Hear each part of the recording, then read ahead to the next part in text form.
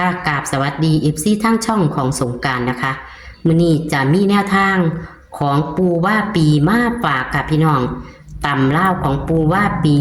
วันที่22กรกฎาคม69คือวันพุธนี้เด้อค่ะมื้อคืนนี้นะคะตำล่าวของปูว่าปีวันที่21กรกฎาคม69นะคะเบิ่งพี่น้อง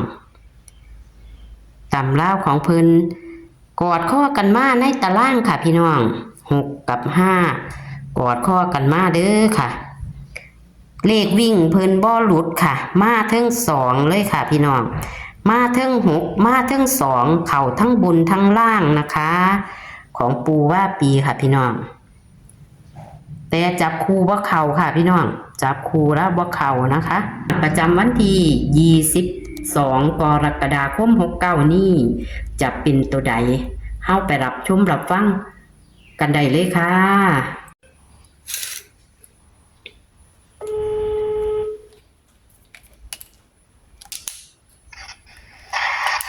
ฮัลโหลค่ะกราบนมัสการค่ะปู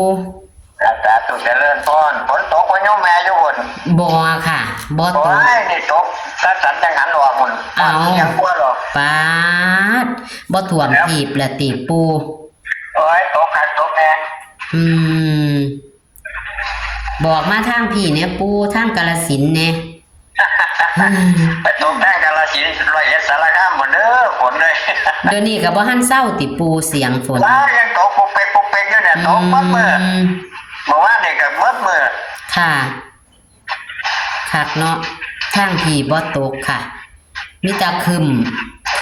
มาตกหมองกระเจ้าเห็นตายางเปล่าไว้ค่ะมันมีปลาเนาะมันก็เลยอุดมสมบูรณ์งานตกแฉะมันเลยโยมแม่เอ้ยตกถ้าตกอะทางบ่แห้งแต่ว่าหันตกเฮ้ย20%นี่แหละแต่ว่ามันตกมัดมือค่ะ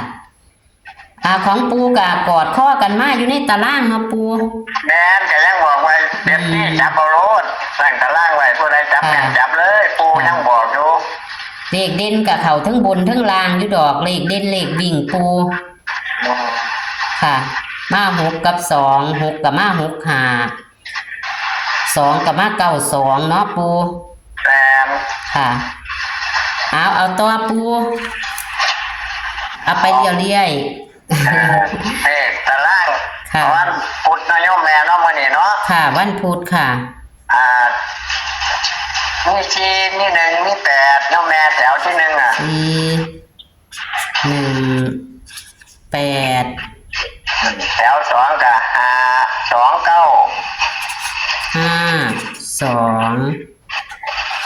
9ใต้เลข2เลข6ได้โยมแม่เด้อค่ะ6ค่ะเด่นมื้อนี้เด่นวิ่งรูดเด่นไป4กับ2บ่ทันหนีดอก2ค่ะ4กับ2ได้ยินบ่ล่ะค่ะได้ตอบเครื่องตัดหญ้าอ๋อค่ะเด่น4กับ2หลักร้อย2กับ8ได้โยมแม่ค่ะ2กับ8จับปู42 46 48 42 46 48 48เนาะบัดนี้ก็28 15 18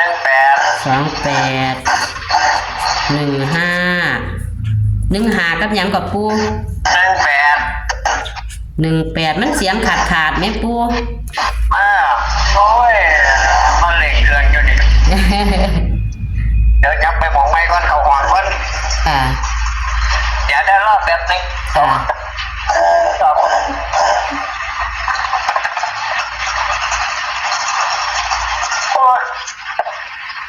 ได้ยินเนาะบัดนี้เนาะแม่ได้ยินแล้วชัดค่ะบัดนี้บัดนี้มันบางคนมันอยู่ใกล้หมองเพิ่น2เครื่องค่ะ28 15 18แล้วเนาะบัดนี้ก็25 58 25 58บัดนี้ก็59ตัวสุดท้าย59แม่นอันนี้เลข3ตัวนะโยมแม่เนาะค่ะ3ตัวก็มีจังหางปูมีอยู่5หาง5หางค่ะมี2 5 8 258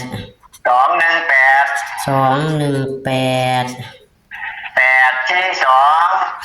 842แล้วก็185เอาที่หางกับพ่อหรือโยมแม่ ค่ะ185เอาวันนี้เลข2ตัวผมไปที่4246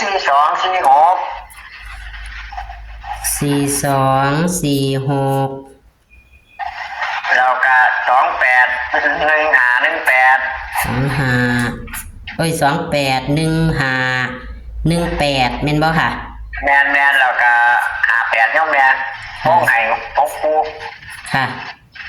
ใช้ดอกจันไปที่2465818แมนโยมแม่3ตัวนี่ผมไปที่258185แล้วก็842โยมแม่3คู่ ค่ะนี่ละโยมมันจะโทษว่าหลายโยแล้วไปปูงานจะดอกฝนตกไปธุระไปธุระมาก ค่ะ ก็เลยไม่เห็น ค่ะ เอาแต่เอฟซีมันคือเก่าเด้อเอฟซีผู้ใดจับเป็นก็จับเอาได้ตารางก็ได้เนี่ยพวกใครรู้ดอกแบบนี้อยู่ในตารางเลยโยมแม่เนาะ ค่ะมันจะเขาดีอยู่ในตารางนะ ค่ะ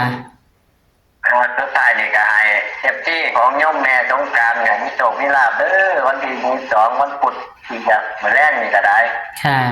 ปังกันอีกคือเก่าละก็ขอเจริญพร ค่ะกราบนมัสการค่ะปู ให้เจริญพร สาธุค่ะ สาธุ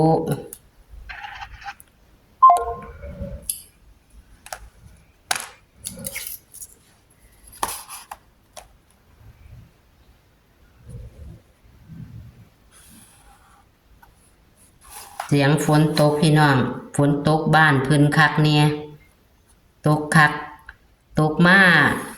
ตะมื้อเช้าจนว่าสิเที่ยงเพิ่นว่า บัดทางเฮาทางบ้านของแอดนี่แห้งแล้งแล้วพี่น้องดูนี่ฝนบ่ตกมีแตะครึมหญ้ากระท่วมเขาแล้วค่ะ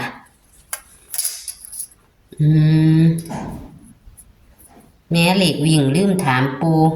ว่านิ่นตัวใดเอาพี่น้องบ่ได้ถามปูกับนิ่นทอๆกันเลยแต่ว่าเพิ่นจับนิ่นเพิ่นจะมีสิ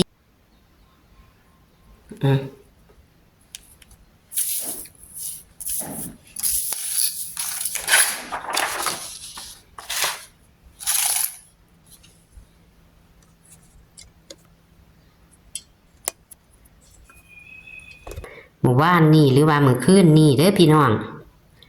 เลขเพิ่นกอดข้อกันมาในตารางค่ะเบิง6กับ5มา6 5นะคะส่วนเลขวิ่งเพิ่นพี่น้อง6กับ2มาทั้ง2เลยค่ะมาทั้ง6มาทั้ง2เลยมาทั้งบนทั้งล่างนะคะพี่น้องมื้อนี้วันที่22นะคะกรกฎาคม69นี่ค่ะ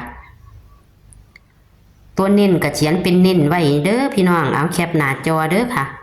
ของปูว่าปีค่ะ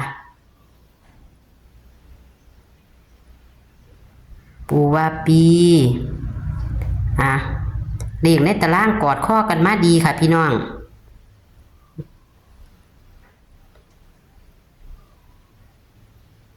นี่ค่ะเน้นก็คือ4 หางเด้อค่ะพี่น้อง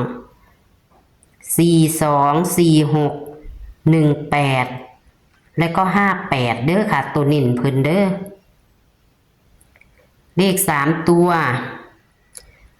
258แล้วก็842แล้วก็185นะคะตัวนิ่นของเพิ่นขอให้มีโชคมีหมานกับปูว่าปีผู้ใดเป็น FC ปูนะคะเพิ่นก็ลงทางช่องอื่นก็หลายอยู่นะคะพี่น้องก็ไป เป็นกำลังแรงใจหรือว่ากดไลค์กดแชร์ให้กับปูหรือว่าจะอยากทำบุญกับปูกะจังทักแอดมาได้เด้อค่ะแอดจะให้ได้ถามเพิ่นอยู่เดี๋ยวจะขอเบอร์เพิ่นให้นะคะ เบอร์บอกบุญนะคะอันนี้กะมื้อนี้กะมื้อนี้กะสิบ่ผิดหวังอีกล่ะค่ะพี่น้องมื้อคืนกะเลขวิ่งเพิ่นกะได้ทั้งบุญทั้งลางนะคะงวดนี้งวดประจำวันที่22กรกฎาคม69ตำล่าวกระปูว่าปีนะคะ ขอให้โชคๆมันๆเด้อค่ะคลิปนี้ก็ฝากไว้ซ้ำนี้ค่ะ เป็นแนวทางตำล่าวนะคะ โชคๆมันๆค่ะ สวัสดีค่ะ